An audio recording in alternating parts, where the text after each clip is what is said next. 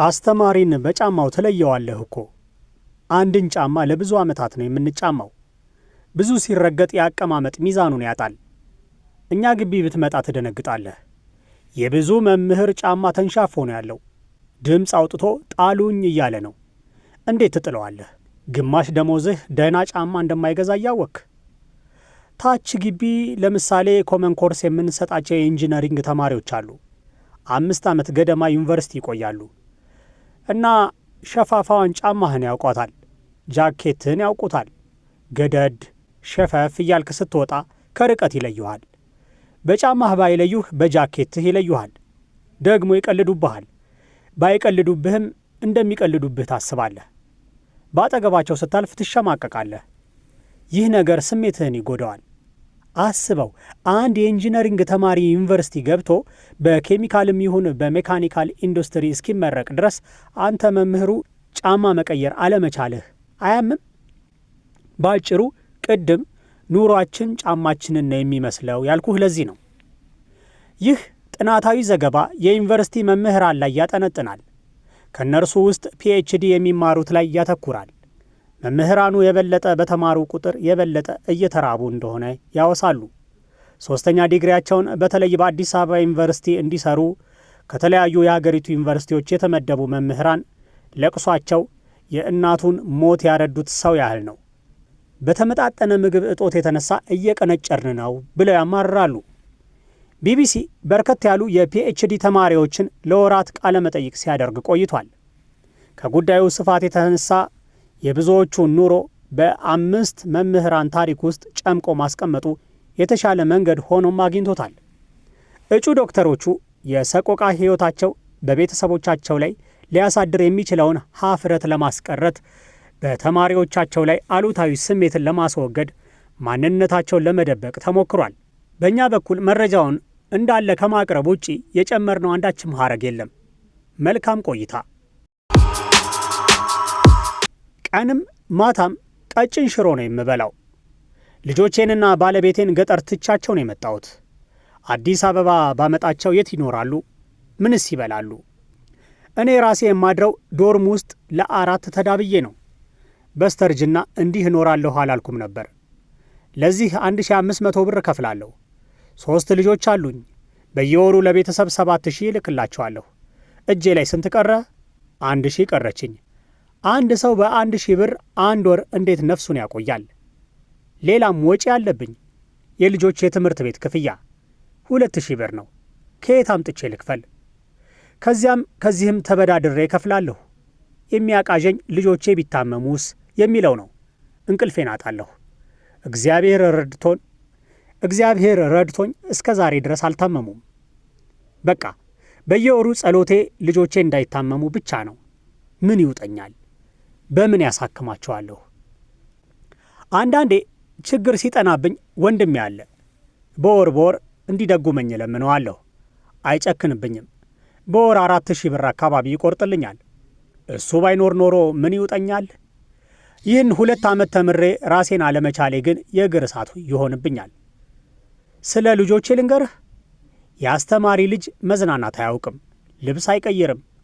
ልጆቼ ልብሳቸው ሰውነታቸው ላይ ያልቃል። ባደጉ ቁጥር እደነግጣለሁ። ሱሪው ያጥራቸዋል። ልብስ መግዛት ሊኖርብኝ ነው። አባት ልጁ ሲያድግ መደንገጥ አለበት። እኔ ግን እደነግጣለሁ። ምንም ማድረግ አልችልም።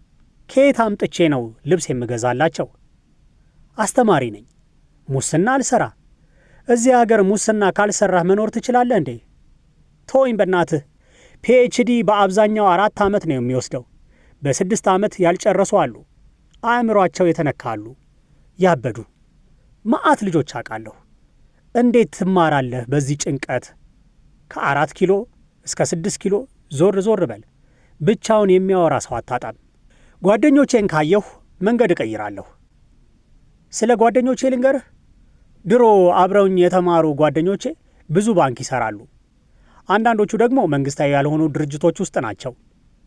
ይናፍቁኛል፣ እናፍቃቸዋለሁ፣ ግን በፍጹም አላገኛቸውም። ከርቀት ካየኋቸው ራሱ መንገድ እቀይራለሁ። ለምን በለኛ። ልጋብዝህ ሲሉኝ ይሰማኛል። ግብዣውን በፈልገውም ወደ ኋላ መቅረቴ ያንገበግበኛል። አሁን አንድ ጓደኛዬ ያለ የውጭ ድርጅት ውስጥ ነው የሚሠራው። $2500 ገደማ ያገኛል። ኑሮ ያስቀናኛል። ከአንዳንዶቹ ጋር መንገድ ካገናኘህ ተው እንጂ አትራቀን፣ እናግዛሃለን ይሉኛል። እሸማቀቃለሁ። ምን ነው አሞህ ነበር እንዴ ይሉኛል። ራስህንማ እንደዚህ አትጣል ይሉኛል። ብዙ ሰው ጀዝበው ቀርቷል እኮ። እኔ እግዚአብሔር ረድቶኝ እጅ አልሰጥ ብዬ እንጂ ብዙ ልጆች እኮ አእምሯቸው ተነክቶ መንገድ ወድቀዋል። ቀልዴም መሰለህ? ይሄ ገርመሃል እንዴ? ፍቺ የፈጸሙ አሉ። ትዳራቸው የፈረሰ አውቃለሁ። በጭንቅ ሱስ ውስጥ የወደቁ አሉ። ያበደ አስተማሪ 2 እና 3 በዩኒቨርሲቲው አታጣም። ቀልዴም መሰለህ? እኔ ራሴ አንዳንዴ እያበድኩ ይመስለኛል። ቤተሰቤ ይደውላሉ። ባለቤቴ በጣም ስትቸገር ትደውላለች። እስከ መቼ ነው በዚህ ድህነት የምታኖረን? ለምንድን ነው ትምህርቱን ትተህ ሥራ የማትፈልግ ትለኛለች። እኔም ነገሩን አስቤበት ነበር። ነገር ግን በማስተማር ላይ ነው ዕድሜን የፈጀሁት። እንዴት ነው አሁን ድንገት ልምድ ሳይኖረኝ ኤንጂኦና ባንክ የሚቀጥረኝ? ማን አስተማሪን ይቀጥራል ደግሞ? የመረጥነው መንገድ በጣም ጎዳን ወንድሜ። ከዜሮ መነሳት ይከብዳል። እንደ ነገርኩህ ጓደኞቼ ያሉ በጥሩ ጊዜ ኤንጂኦ የገቡ፣ በትምህርት ብዙም ያልገፉ፣ G+2 ቤት የገነቡ። እኔ በዚህ ዕድሜ ፒኤችዲ እየሠራሁ ዶርም ውስጥ ከ4 ሰው ጋር ተዳብዬ እኖራለሁ። እንዴት አይሰማኝም ታዲያ? የቱ ጋር ነው የተሳሳትኩት? ልጆቼ እንዳይታመሙ ነው ጸሎቴ አላልኩህም? እንደ ዕድል ሆኖ አይታመሙብኝም። ቢሆንም ግን ልጆቼ አይደሉ? ብዙ ነገር ያምራቸዋል። ስለዚህ ቤተሰብ ጋር ሲሄድ ከቤት አንወጣም፣ ከተማ አንወስዳቸውም፣ ይዘናቸው መውጣትን እንፈራለን። ይሄ ነገር ይሰማኛል። እንደ አባት ትቻቸዋለሁ እላለሁ። ገባህ? የቱ ጋ ነው በሕይወት የተሳሳትኩት እላለሁ። ጓደኞቼ ኑሮዬን ያዩና ከንፈር ይመጣሉ። የት የምትደርስ ሰው ነበርክ እኮ፣ ምን ዋጋ አለው፣ አስተማሪ ሆነ ቀረህ ይሉኛል። መማር የጎዳው ሰው ካለ አንተን ነው ይሉኛል። ልክ ናቸው እኮ። ታምናለህ? በሕይወቴ አንደኛ ያልወጣሁት 9ኛ ክፍል ብቻ ነው። ታዲያ የቱ ጋ ነው የተሳሳትኩት? የሀብታም ልጅ የሚያስጠና ፒኤችዲ ያለው የእኔ ጓደኛ አለ። ፊዚክስ አስተማሪ ነው። የግል ትምህርት ቤት እያመለከተ አልተሳካለትም። አሁንም ተደብቆ እያመለከተ ነው ሃይ ስኩል ለማስተማር። ቤተሰቡ ጋር ሄዶ አያውቅም። ሁል ጊዜ ቆዝሞ ነው የማገኘው። የምናውቃቸው እጩ ዶክተሮች ደግሞ አሉ፣ ተደብቀው በአውቶቡስ ተሳፍረው የሀብታም ልጅ አስጠንተው የሚመለሱ። ቶይም በእናትህ፣ ይሄ ሙያ እኮ ገደለን። በየቀኑ ዳቦ በሻይ ነው የምበላው። እዚህ 6 ኪሎ ግቢ ውስጥ በየአይነቱ 600 ብር የሚሸጥበት ቤት አለ አሉ። ማመን አቅቶኛል። ከየት አምጥተው ነው የሚበሉት? እኔ ሳልዋሽ ልንገርህ፣ ጠዋት 2 ዳቦ እና 1 ሻይ ይሄን እበላለሁ። ቁርስ 30 ብር ነው። ሁል ጊዜ ቁርሴን የምበላው ዋይት ሃውስ 5ኛ በር ባለች ካፌ ነው። ምሳ እዚያችሁ ካፌ ሄጄ ቀጭን ሽሮ በላለሁ። እራትም ሽሮ በላለሁ። 50 ብር ነው የምበላው። አሁን ወደ 70 ገብቶ ግራ ገብቶኛል። ስጋ አትበላም ወይ ነው ያልከኝ? ትቀልዳለህ? ስጋ የሚበላ አስተማሪ አለ እንዴ? እኔ አላቅም። ላጤ ራሱ አይበላም፣ እንኳን እንደኔ ባለ ትዳር የሆነ። ሽሮ ራሱ እኮ ተሳስተህ ውጪ ከበላህ ደሞዝህ ያልቃል። ስጋ አለመብላት ኖርማል ነው። ረስተነዋል ስጋን። አይናፍቀንም ሁሉ። ልጆቼ ስጋ ቢበሉልኝ ግን ደስ ይለኝ ነበር። ባለቤቴ ሱሪ ገዛችልኝ። ሁሉም ፒኤችዲ ተማሪ ተደብቆ ተባራሪ ሥራ ለመስራት ይሞክራል። ሰርቬይ የሚሠራ አለ፣ ሃይ ስኩል የሚያስተምር አለ፣ ስሙን ቀይሮ ሀብታም የሚያስጠና አለ። ብዙ ፒኤችዲዎች ግን ዋና የገቢ ምንጫቸው የተማሪ ፔፐር መስራት ነው። እኔ አንዱም ተሳክቶልኝ አያውቅም። ለዚያ ይሆናል ችግር የጠናብኝ። አዲስ ጫማ ለመጨረሻ ጊዜ መርጬ የገዛሁት የዛሬ 10 ዓመት ነው። ወርልድ ቪዥን አንዲት ሥራ አግኝቼ በ3000 ብር ምን የመሰለ ጫማ ገዛሁ። ደጉ ጊዜ። ከዚያ ወዲህ አዲስ ጫማ አልገዛውም። አብዛኞቻችን እንደዚያ ነን። ጫማችን ተንሻፎ ነው ያለው። አንድ ፒኤችዲ ተማሪ አለ እዚህ የማውቀው 2 ዓመት ሙሉ አንድ ልብስ ለብሶ አንድ ጫማ ተጫምቶ ኖሯል። እኔ ደህና ነኝ። የዛሬ 3 ዓመት አካባቢ ባለቤቴ ብር አገኘችና መንገድ ላይ ጅንስ ገዝታልኝ መጣች። እግዜር ይስጣት፣ እስከ ዛሬ ለብሰዋለሁ። ዕድሜን ሙሉ በድህነት ነው የተማርኩት፣ አፈር በልቼ። አሁን አንድ ልጅ አለኝ፣ ሚስት አለችኝ፣ የማስተምራት እህቴ አለች።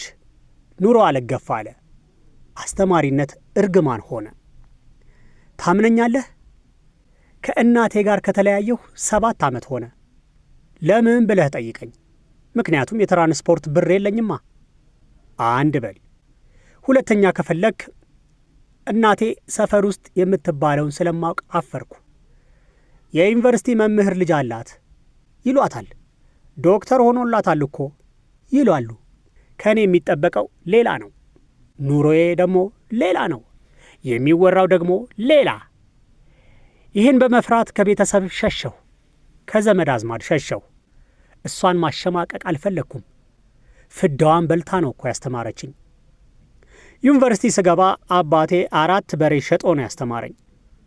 ሃይ ስኩል እያለሁ እናቴ ከሩቅ አገር ስንቅ ተሸክማ ታመጣ ነበር። ጥናቴ እንዳይስተጓጎል ብላ እኮ ነው፣ እንዳይርበኝ። ጎንደር ድረስ ፋሲለደስ ትምህርት ቤት ድረስ ተሸክማ ምግብ ታመጣ ነበር። 4 ሰዓት በእግሯ ተጉዛ። በቃ ተምሬ የእናቴን ውለታ ከፍላለሁ ብዬ አስብ ነበር። ከድህነት አወጣታለሁ እል ነበር። ዛሬም ድረስ ሲከነክነኝ የሚኖረው ተምሬ የእናቴን ሕይወት መለወጥ አለመቻሌ ነው። እናቴ ደውላ አለቀሰች። በቅርቡ እናቴ ደውላ አሁንስ በጣም ከፋኝ አለች። ለምን ስላት፣ እኔ ሳስተምርህ እንዲህ ትሆናለህ አላልኩም። እኔ ብር መች ጠየቅኩህ? ቤተሰቦችህን ይዘህ በዓል አብረኸኝ እንድታከብር ነው የምፈልግ አለችኝ። በጣም ተሰማኝ። አገር ቤት ሰው ብዙ ነገር ይለያል። ያንተ ትምህርት እንዴት ነው ያለው ጉድ ነው። አያልቅም ወይ? ኑሮስ አይቀይረውም ወይ ይሉኛል። እገሌን አወቅከው? የጋሽ እገሌ ልጅ 10ኛ ክፍል ጨርሶ ምን የመሰለ ቤት ሠራ እኮ ይሉኛል። አንተ ነህ እንጂ የሙጥኝ ያልክ ሰው በትምህርት ላይ ተስፋ ከቆረጠ ከረመ እኮ ይሉኛል። ይሰማኛል። አንሶላችን ከተቀየረ 8 ዓመት ሞላው። የሆነ ጊዜ በጣም ችግር ጠናብኝ። ቤት ክራይም መክፈል አቃተኝ። አንድ ትምህርት ቤት ተቀጠርኩ፣ በድብቅ ለማስተማር። ሃይ ስኩል ነው። ፒኤችዲ እየተማርክ ሥራ መስራት አይፈቀድም። ተደብቄ እየሄድኩ ሥራ ጀመርኩ። ተማሪዎቹ አለባበሴን ያዩና ይስቃሉ። ጫማዬን እያዩ ይስቃሉ። ተው እንጂ አትረብሹ፣ ቀልድ አይደለም እኮ የያዝነው፣ ትምህርት ነው የያዝነው አልኳቸው ተንቀሽቅዤ። ዝም ብዬ እንደማስተማር እኔም ብሎ መካሪ። አቦ ትምህርት አትበል፣ አንተ ተምረህ የት ደረስክ አለኝ ከመሃላቸው አንድ ልጅ። ዶክትሬት እየተማርኩ መሆኔን ቢያውቁ ኖሮ ምን ሊሉ ነው? እውነቴን ነው የምልህ፣ በሸሚዜ ብቻ የሚያውቀኝ ሰው አለ። በሸሚዝህ ነው የምለይህ ይለኛል። ቀይሬያት አላቅማ። ረጅም ጊዜ ከተማ ሂጄ አላቅም። አዲስ ልብስ ከገዛሁ 5 ዓመት ሆነኝ። ብዙ ጊዜ ቤት ነው የምቀመጠው። አእምሮ የተነካ ሰው ሸሸው። ዜና ራሱ የምሰማው 3 እና 4 ቀን ካለፈ በኋላ ነው። ከሰው አልጨምርም። ከሁሉ የከፋኝን ቀን ልንገርህ። ባለ ትዳር ነኝ ብዬሃለሁ። አንሶላዬን ሳየው ሆድ ይብሰኛል። ድሮ ኑሮ ጥሩ በሆነ ዘመን ነው የገዛሁት። ትዝ ሲለኝ 8 ዓመት ሆኖታል። አእምሮዬ ልክ አይደለም። የፒኤችዲ ትምህርቱ ያን ያህል ከባድ አይደለም፣ ግን ቀልባችን ተበተነ። በትምህርቴ ላይ ማተኮር ተቸገርኩ። በዚህ የተነሳ መቀጠል አልቻልኩም። አሁን ከራሴ ጋር አወራለሁ። ኮምፒውተር ከፍቼ ስንት ሰዓት ሙሉ አፈጣለሁ። ስራዬን ለመስራት ግን እቸገራለሁ። የማህበረሰቡን ችግር በጥናት ልቀርፍ ቀርቶ እኔ ራሱ መቼ ችጋሬን ቀረፍኩ እያልኩ እብሰለሰላለሁ። አገሬ ደሞዝ ትከፍለኛለች፣ አመሰግናለሁ። የምትከፍለኝ ግን ከአቅሟ በላይ ይሁን ከአቅሟ በታች አላቅም። የሚመለከታቸው ያውቃሉ። እኔ የማውቀው ግን ለመኖር መቸገሬን ነው። አንድም ቀን ቅንጦት አልጠየቅኩም። ትንሹን ኑሮ መኖር የሚያስችለኝን ነገር ስጡን ነው የምለው። ልንገርህ፣ እኔ በልጅነቴ ፓይለት ወይም ዶክተር ልሁን ብዬ አላልኩም። ከልጅነቴ ጀምሮ መምህር መሆን ነበር ህልሜ። ከተመረቅኩ በኋላ አዋሽ ባንክ ሥራ አግኝቼ ነበር። አልፈልግም፣ ህልሜ መምህር መሆን ነው ብዬ ነው የተወኩት። ከዚያ ወዲህ ከቤተሰቤ ጋር ግጭት ውስጥ ገባሁ። እነሱ ትምህርት አትበል፣ ውጣና ባንክ ግባ ይሉኛል። እኔ ደግሞ አሁንማ በቃ ረፈደ እላለሁ። ሰሞኑን ጓደኞቼ አንድ ነገር በስልኬ ላኩልኝ። ከፈትኩት። በፌስቡክ የሚሽከረከር ቪዲዮ ነው። አንድ መምህር ግብዣ ቤት ሄዶ ሳህኑ ላይ ያለውን ቆሎ ከበላ በኋላ የቀረውን ኪሱ ሲሸጉጥ ያሳያል። ተሸማቀቅኩ። ጓደኞቼ የላኩልኝ የገዛ ኑሮዬን ነው። ክርስቶስ እኮ መምህር ነበር። መሪዎቻችን በሙሉ አንድ መምህር አስተምሯቸዋል እኮ። ለምን በእኛ መጨከን ተፈለገ ግን እላለሁ። በድጋሚ ለዘጋቢው ቢቢሲን እያመሰገንን በዚሁ ተሰናብተናል። አበቃን። ሰላም።